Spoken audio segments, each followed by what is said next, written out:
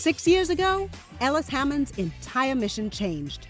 He was a full-time college pastor with vision and passion, but broke.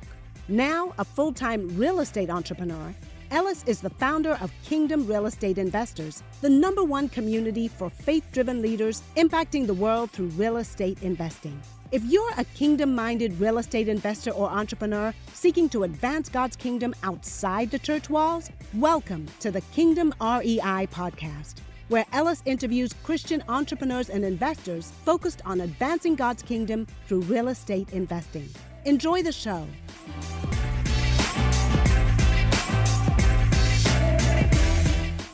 Guys, welcome everyone, first off, to the podcast. We got Dr. James Bryant here. This guy is an exceptional coach, certified with Tony Robbins, a real estate investor. So I'm excited for you to get to know him and his story. But we will assume here in a minute. But what I love about what you just shared, man, is a couple of things. Is one, it's so like what you just said about people are talking about the universe or they're talking about this energy. Guys, listen, the world is already taking a stand. Like, I don't think we realize that. The world is not ashamed about their beliefs, right? Yep. It's just that we are now in this culture of acceptance of everything except religion, right? Except Jesus. So I just want that to be like, let's make sure we identify that. I'm hearing this, like, guys, the world is already taking a stand, right? The world is already out there promoting what they want you or think you should believe. And I've been saying this so much, man, is like, I think there is such a desire, not just a need, but a desire from Christians, but man, even non-Christians. Like, I think there is such a desire for a group of people, a generation of people to actually begin to take a stand for something, because we live in just such a fluid culture, man, that wants to try and accept everything. Mm-hmm. And we both know, dude, that is a bad formula for, like, no one can live trying to accept everything. Like, if you because that's essentially taking a stand for nothing. You know what I mean? Like, mm-hmm. we think we're being kind of, but we're not. Like, because if you really get to it, to stand for everything, you're really standing for nothing. And so anyways, man, I appreciate that, of like, the world is taking a stand. It's okay to take a stand. Actually, I think, as you're saying, as we begin to take a stand, we can show it more authentically, and people are attracted to that. Like, there's something attractive about that. And everybody's different, right? There's some people who are going to wave the flag, and there's some people who may listen to this and feel led to transform from a Christian that owns a business to transforming what they do into a Christian business, right? And that's fine. For me, how it shows up, and I'll tell you this story, Ellis. I'm also, one correction, I'm not Tony Robbins certified. That would be great. John Maxwell certified is what my bad. Yeah. John Maxwell. Hey, I like that guy way better anyway. No, John, you're good. Maxwell, I just wanted to make sure. I'll tell you this story because I host the Engineer Your Success podcast, and I talk to engineers and people with a technical background, and really what I do is I help them win at work and at home. And so we talk about leadership issues, training issues, communication issues. And that is really where I've begun to hone in my message. But I bring this up because I was at a meeting in Washington, D.C. in July. A group of folks, we get together in the highway maintenance area, engineering area. And I mentioned that I had a podcast. Guy, I see this person maybe once a year. And then with COVID, it's been a long time. He goes through, listens to the podcast, listens to some episodes. We're having dinner a few nights later, and a whole group of people are talking. And he just looks at me and says, well, James, I know that you're a Christian because I've listened to your podcast. Now, I still am not overt in the standpoint, I'm not on the podcast talking about Jesus and you need to be, but because that's not who I am. That's not how I show up. But me showing up authentically as myself, people can hear, see, and know who I am and what I am about. Now, there are some things that I'm doing more directly. One is which I've started, for years, I've been leading a group of guys through Bible app devotions. And so now I'm starting to offer Bible app devotions to my existing clients and people that are in my circle. And so we're talking about biblical issues and entrepreneurship and how to build habits and including that piece in what I offer. And it's like, okay, hey guys, here's a Bible devotion that I'm leading. If you're interested, great. If you're not a bad person. I'm not trying to push you out, but I am authentically showing up as myself. I love that, man. That's why I say like you can be bold for Jesus and not be weird. Yeah. Like, like, and I just think people are like we need that. We need really authentic people who are saying, "Hey, I'm gonna take a stand like for this," and it's because I believe in this. Because like I think part of it, man, is a couple of things. Like we forget because again we are so influenced by the world that sometimes we feel like I gotta kind of be ashamed of what I have. And we have the greatest gift in the world, man. We have the God of the universe who's put an identity on us and said, I love you, you're my child. Don't we want that for somebody else? Yeah. Right? Like so we have to put out the framework that and don't get me wrong, we've in a lot of ways the church has failed. We all know that, but it doesn't take away from the gift that we've been given, right? And so I think one is like realize what we have and want to give that to others. And I think also, man, like we as a church, as Christians, like we just worship the idol of success, man, and forget that. And I think I've become so passionate about this lately, like in conviction too, because like, I felt guilty of this, but lately, that's why I even have this show. It's why I show up places because I need to be reminded of why I work so hard. And it's not for my just own glory and success. It's because I'm building this for the King. And I'm like, man, how disappointing would it be if I built this mega organization, multi-million-dollar real estate portfolio, helping a lot of people, and no one knew that it was all for Jesus. Like, and I get to heaven and God's like, hey, you did a good work. Like you built a great company. You helped a lot of people, but nobody really, no one really knew why you were doing it. I'm like, well, that would still be a miss. Right. And so I just think, anyways, man, this is getting me excited to keep chatting about. I know but one thing that I'll chime in on as well is that there's a difference between shining your light and letting your light shine. And so if you are working with someone that is in a dark place and you shine a flashlight in their eyes, you're going to blind them. They are not going to be able to see. Letting your light shine is illuminating the way, walking beside them, helping them to move forward. There's a difference between the two. I think historically we've done a lot of shining our light at people, shining our light in their face, and not just really stepping alongside people as our lights are shining. That's good, man. That's good. Absolutely, man. And I look at the life of Christ, Holy Spirit led, where he does that, man. He comes to the woman at the well, exactly where she's at. He is bold, right? But he's caring, right? He's delicately offensive, like, hey, I'm going to call this out of you, right? Because it needs to happen, but it's because I love you, right? And I'm coming alongside of you. I want to bring this. So I think that's fantastic, man. Let me ask you this. What has changed? So you gave us some great examples, which I appreciate, but like the fear that you had, has any of that actually happened? Like, I'm actually curious. Have you gotten pushback? No, I've not gotten any pushback. I have had particular clients to reach out to me that said that they're hiring me as a coach because they know that I'm a Christian. And this is people that are looking online, people that are seeing my social media. And again, I'm not doing anything overtly. I'm just showing up as myself. That's awesome, man.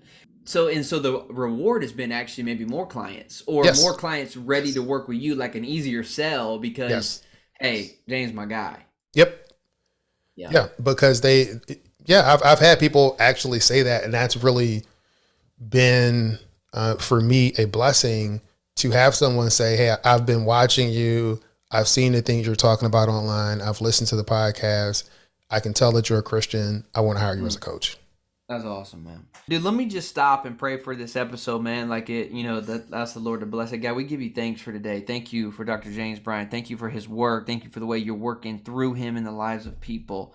God, I just pray that this episode will continue to be a blessing to others. And God, you would be glorified. Jesus, you would be made great. You would just encourage this generation of marketplace believers for your name's sake. In Christ's name, amen. Amen. So let's talk about your business for a few, man. Yeah. What a powerful 15 minutes we've already had. The show's over. It could be anyways, but it's not. And I'd love to hear, anyway, let's go there. Who do you serve? I serve people with a science, technology, and engineering background. And so if you're talking about mid-level managers, company owners that are there from a individual perspective, my services help you win at work and at home. So we're talking about leadership training and coaching services to help you win at both. And so typically part of that intake session, really revolves around two questions. Do you want to win at work? Yes, everybody wants to win at work. Do you want to win at home? Yeah. Well, that's what I can help you do. In terms of the clients that I have that are businesses, it's really working through the prospect of growing your profits by growing your people. And the first person that needs to be able to step into that space of growth are you as the business owner. So it's typically business owners that you're working with. Yeah, business owners and then key principals within those firms and in those technical areas. So define win at home for me. Ooh, that's a good one. So I'll give you a great example. I've been married for 20 something years now. And, when we first got, my grand plan, Alice, was, all right, I'm going to finish, my PhD degree in civil engineering. Then I'm going to work in the private sector, work in the public sector. I'm going to look at these issues from a national level. I'm going to go back to a university and teach and or start a consulting firm. So those were kind of the 4 pillars that defined success for me. Right. And so got out of school, got a job, was in the private sector, killing it, doing great. Check off the box. I get married, moved to Richmond, Virginia, and I'm working for a governmental agency, and I'm doing exactly what I wanted to do. So my career is progressing, it's moving forward. Then there was an opportunity to take the next step, and that was to take a job in Washington, D.C., which is about 90 miles away, to be able to look at these issues from a national level. Trust me, I'm going to answer your question. And so this is my next step. On the same day that the company told me that they were interested in hiring me and that they were going to offer a job to me, my wife tells me that we're expecting our first child. And I have this battle, which is how I define success is right here in front of me as the next step. But I'm here in the home and there's a little tension there. There's some discomfort there with the decision that I'm about to make. I eventually made the decision and took the job. And I remember my wife looking at me and saying, "You must not love me or your unborn child." So losing at home is what I was doing. I chose to win at work to grow my career. I chose to live in the lie that I was doing it for her, doing it for my family. And then I proceeded to spend the next year commuting up to Washington, D.C. daily, which is about a 2.5 hour commute with traffic. So can you imagine I'm getting up when it's dark to catch the train or a van pool to get there. When I get home, it's dark. I'm tired. I'm sleeping. I'm getting up and I'm going. And this whole process goes through. I was failing at home, right? I was failing with my health. I was failing spiritually, physically, mentally, in every area, except I was winning at work, doing great at work, getting promotions, all of the great things that people are saying. I'm lapping it up because remember, I define success by those 4 pillars, those 4 pillars. And so eventually my oldest son was born and I'm still, I'm stubborn and pigheaded. So I just kept doing what I was doing. And, my mother-in-law lives not too far from here. And so it was okay. I'm living this lie. Then my wife, we get pregnant with our second child, Nathaniel, and she gets put on bed rest. And it's like, whew, everything, wait a minute. My wife's health is in jeopardy. I have a son. I have another unborn child on the way. I need to do something different. And that was one of the things that caused me to start to reevaluate, how can I win in a career? How can I win in business? And how can I win at home as well? And so that started my journey on really trying to develop a process that I call the engineer's blueprint, and the engineer's blueprint for success, where there's 4 steps to that. Yeah, and I think that's so powerful, man. I do think that success at work, or really, it's like crack, man, because it's like that. It's like sugar for a kid, It just like, it's that short-term boost of like, oh, it just fills the ego, right? And I do think this, man, like, I really feel like I'm in a season right now where I'm really stretching at work, and I'm therefore stretching my family and what I bring into my home. And I realize that. I know that. My wife knows that. It is, though, for a season. And we know there's an end. Like, there's a goal of, like, this is where we're at right now. We're not going to be here for very long. But this is kind of the sacrifice we have to go. I think, and maybe, and I'd love to hear your thoughts on this. I do think the intentional decision to step into that verse, hey, the extended, I don't know how long we're going to be here. I'm just kind of here and haven't really planned through this, is very different. And so I do think there are seasons where you're winning more at work than you are maybe at home, but it's intentional. Tell me what you think about that. So I think you're absolutely correct. When I'm working with clients that are in a similar situation with you, typically they come to me because they have not included their wife or their family into the decision-making process to be intentional about how they're going to spend their time. There is no plan. It just happens. So I invite clients to make sure that they are inviting their spouse into this conversation and engaging them, so that everybody has an understanding that this is for a season and this is going to happen. And here, we're going to lay this out. Here's what we plan. Now, is it always going to work the way you lay it out? No. But what will happen is that you have that agreement, and you are allowing your spouse to be able to challenge you and to say, hey, Ellis, you said it was going to be for this amount of time.